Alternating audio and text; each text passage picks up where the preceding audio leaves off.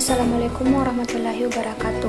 Sebelumnya perkenalkan, nama saya Husnul Hasanah. Saya merupakan moderator dari kelompok 4. Di sini kami akan mempresentasikan materi mengenai rancangan pelaksanaan pembelajaran. Sebelum memulai presentasi, saya akan memperkenalkan anggota kelompok saya, yaitu yang pertama Andi Fosi Amrullah, Fasiha Nurul Imayani, Dewi Umrawati, Selmi Aulia, Nurul Ilmi, Rahmat Hidayat, serta Sulastri Rahayu. Baiklah, untuk mengefisienkan waktu, saya persilakan kepada pengajar untuk membacakan materinya. Bab 1. Pendahuluan. A. Latar belakang. Perkembangan zaman yang pesat mengakibatkan perubahan-perubahan sistematis dunia pendidikan.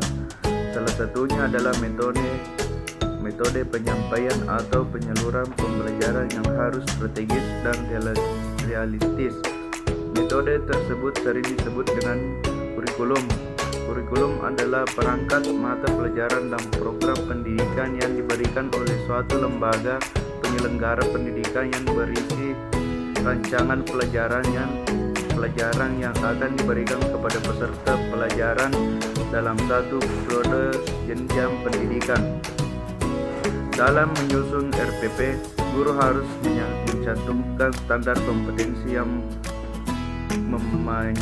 memenuhi kompetensi dasar yang akan disusun dalam RPP-nya. Di dalam RPP secara rinci harus dimuat tujuan pembelajaran, materi pembelajaran, metode pembelajaran, langkah-langkah kegiatan pembelajaran, sumber belajar, dan penilaian.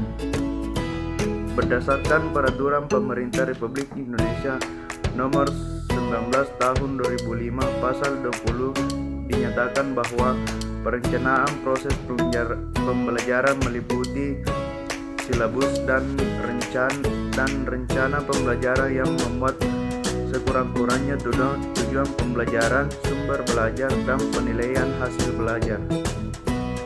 A. Pengertian dan tujuan rencana pelaksanaan pembelajaran atau RPP. RPP adalah rencana menggambarkan prosedur dan manajemen pembelajaran untuk mencapai satu atau lebih kompetensi dasar yang ditetapkan dalam standar isi dan dijabarkan dalam silabus, dan menguraikan kegiatan yang dilakukan guru dan siswa untuk mencapai tujuan pembelajaran tersebut. Pendapat lain juga menyatakan bahwa rencana pelaksanaan pembelajaran atau RPP adalah panduan atau langkah-langkah yang akan dilakukan guru dalam kegiatan pembelajaran yang disusun dalam skenario kegiatan.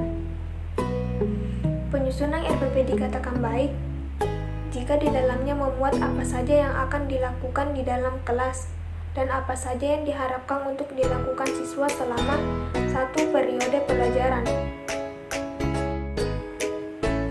RPP disusun untuk setiap kade yang dapat dilaksanakan dalam satu kali pertemuan atau lebih. Guru merancang penggalan RPP untuk setiap pertemuan dan disesuaikan dengan penjadwalan pelajaran di setiap satuan pendidikan. B. Prinsip dan komponen pembuatan rencana pelaksanaan pembelajaran atau biasa disebut dengan RPP. Berdasarkan peraturan Menteri tersebut, prinsip pembuatan RPP memiliki 8 prinsip yang harus dipenuhi dalam penyusunan RPP, yakni 1. Memperhatikan perbedaan individual pada peserta didik. Untuk melihat perbedaan individu peserta didik dapat dilihat di dalam RPP yang telah dibuat oleh guru mata pelajaran. Diketahui masing-masing guru telah memiliki aspek penilaian yang tercantum pada masing-masing RPP guru tersebut. 2. Partisipasi aktif peserta didik.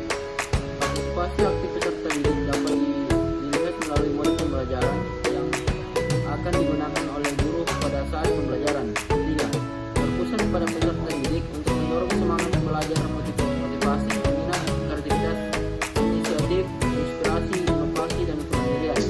4. Pengembangan budaya membaca dan menulis yang dirancang mengembangkan kegemaran membaca, pemahaman beragam membaca, dan berekspresi dalam berbagai bentuk tulisan.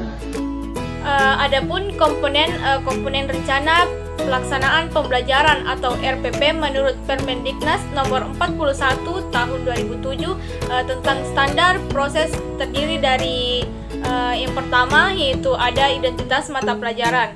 Pada identitas mata pelajaran ini di dalamnya meliputi satuan pendidikan, kelas, semester, program ataupun program keahlian, mata pelajaran atau tema pelajaran serta jumlah pertemuan. Terus yang kedua itu ada standar kompetensi. Nah, pada standar kompetensi ini di dalamnya merupakan kualifikasi kemampuan minimal peserta didik yang menggambarkan penguasaan pengetahuan, sikap, dan keterampilan yang diharapkan dicapai pada setiap kelas atau semester pada suatu mata pelajaran. Kemudian yang ketiga itu ada kompetensi dasar. Nah, pada kompetensi dasar itu merupakan sejumlah kemampuan yang harus dikuasai oleh peserta didik dalam mata pelajaran.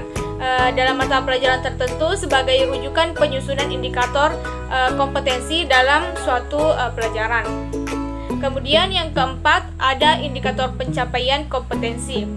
Indikator kompetensi adalah perilaku yang dapat diukur atau diobservasi untuk menunjukkan ketercapaian kompetensi dasar tertentu yang menjadi acuan penilaian mata pelajaran.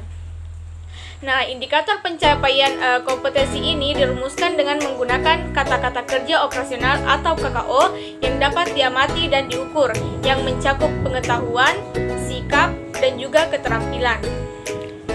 Terus yang kelima itu ada tujuan pembelajaran. Nah, tujuan pembelajaran ini menggambarkan proses dan hasil belajar yang diharapkan dicapai oleh peserta didik sesuai dengan kompetensi dasar yang tadi. C. Pelaksanaan pengembangan rencana pelaksanaan pembelajaran atau RPP. Pengembangan rencana pelaksanaan pembelajaran merupakan rumus-rumus tentang apa yang akan dilakukan oleh guru dan peserta didik dalam proses pembelajaran untuk mencapai tujuan atau kompetensi dasar yang telah ditentukan.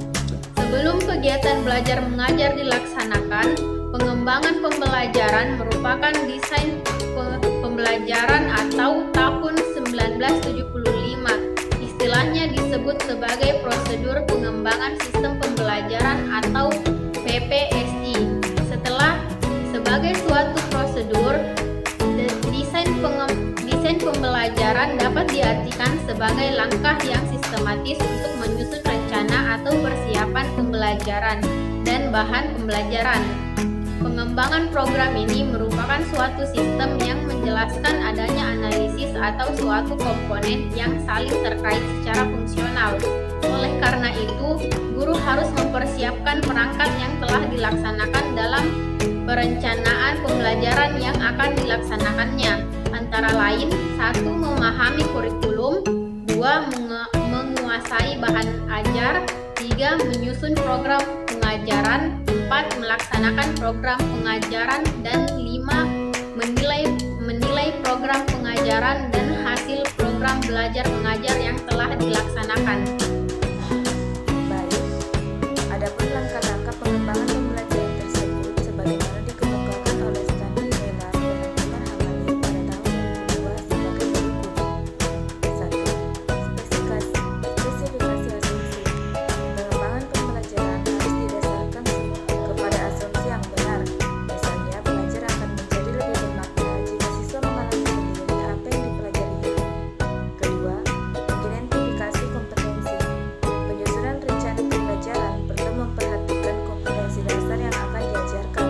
Cakupan dan keluasan kompetensi dasar digunakan jaringan topik, tema, ataupun konsep. Ketika cakupan materi dalam kompetensi dasar terlalu luas, perlu dijabarkan dalam lebih dari satu pembelajaran. Ketiga, menggambarkan kompetensi secara spesifik. Spesifikasi kompetensi biasanya lebih khusus, dapat diamati, dan lebih operasional. Keempat, menentukan kriteria jenis asesmen. Langkah ini ditempuh guna mengukur ketercapaian kompetensi, dan ini sangat penting dalam pengembangan pembelajaran karena ketersediaan alternatif penilaian yang disiapkan oleh guru menunjukkan kesiapan guru dalam melaksanakan proses pembelajaran. Kelima, pengelompokan tujuan dan penyusunan tujuan pembelajaran. Pengelompokan tujuan merupakan deskripsi logis dari program yang di dalamnya memuat kompetensi minimal. Pengembangan rencana pelaksanaan pembelajaran